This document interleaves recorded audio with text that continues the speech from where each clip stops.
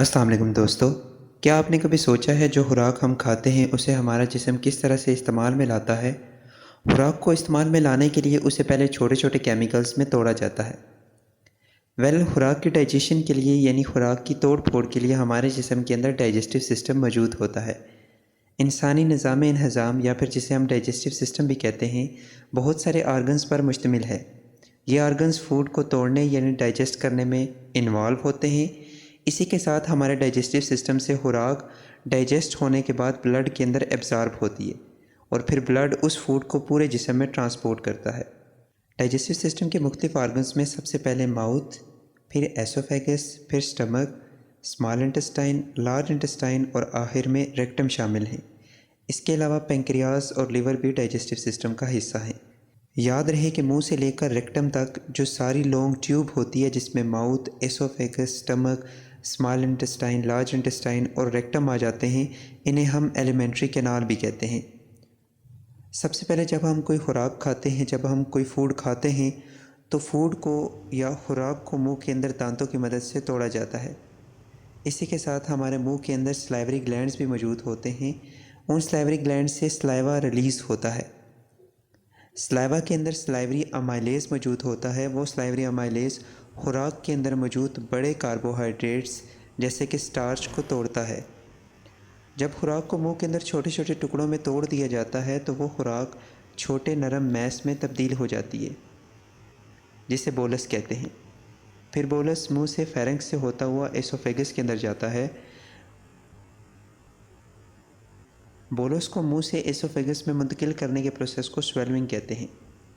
इसके बाद जब खुराक एसोफेगस के अंदर पहुंच जाता है तो वो खुराक एसोफेगस के अंदर मूव करते हुए स्टमक के अंदर जाता है।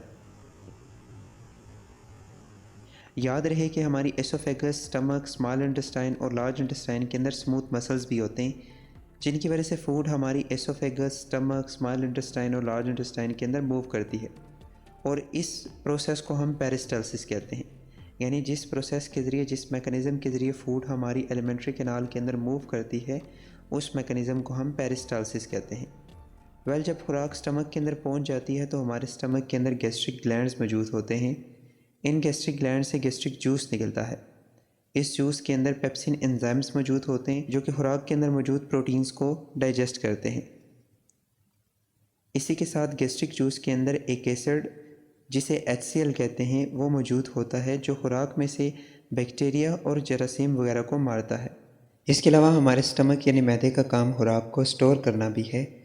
जब खुराक को मैदे के अंदर डाइजेस्ट कर दिया जाता है तो वो खुराक एक नरम मैस में तब्दील हो जाती है जिसे कायम कहते हैं। फिर कायम थोड़ा थोड़ा करके स्टमक से स्मॉल इंटेस्टाइन जिसे हम छोटी आंत भी कहते हैं उसके अंदर मुंतकिल होता है। जब खुराक स्मॉल इंटेस्टाइन के अंदर पहुंचती है तो उस खुराक को मज़ीद डाइजेस्ट किया जाता है। याद रहे स्मॉल इंटेस्टाइन के पहले पोर्शन को ड्यूडेनम कहते हैं। ड्यूडेनम स्टमक से खुराक को रिसीव करती है। इसी के साथ ड्यूडेनम के अंदर 2 और ग्लैंड्स की सिक्रीशन भी होती है। लिवर से बाइल और पेंक्रियास से पेंक्रियाटिक जूस भी ड्यूडेनम के अंदर रिलीज़ होता है। बाइल और पेंक्रियाटिक जूस की मदद से खुराक के अंदर मौजूद कार्बोहाइड्रेट्स, प्रोटीन्स और लिपिड्स को मज़ीद तोड़ा जाता है।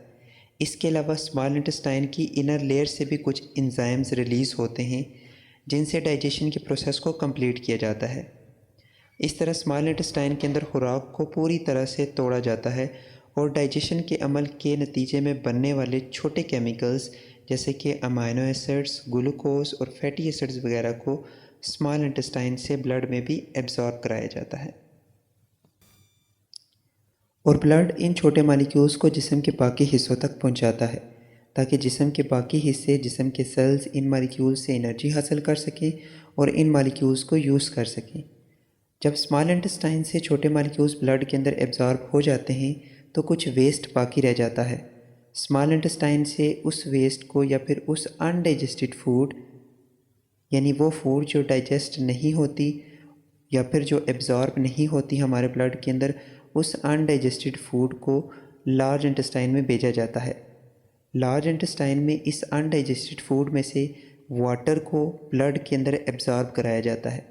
जब वाटर ब्लड के अंदर इस अनडाइजेस्टेड फूड में से एब्जॉर्ब हो जाता है तो ये अनडाइजेस्टेड फूड स्टूल यानी फीसिस में कन्वर्ट हो जाती है और फिर ये फीसिस लार्ज इंटेस्टाइन से होता हुआ रेक्टम के अंदर स्टोर हो जाता है और रेक्टम लार्ज इंटेस्टाइन का आखिरी हिस्सा होता है।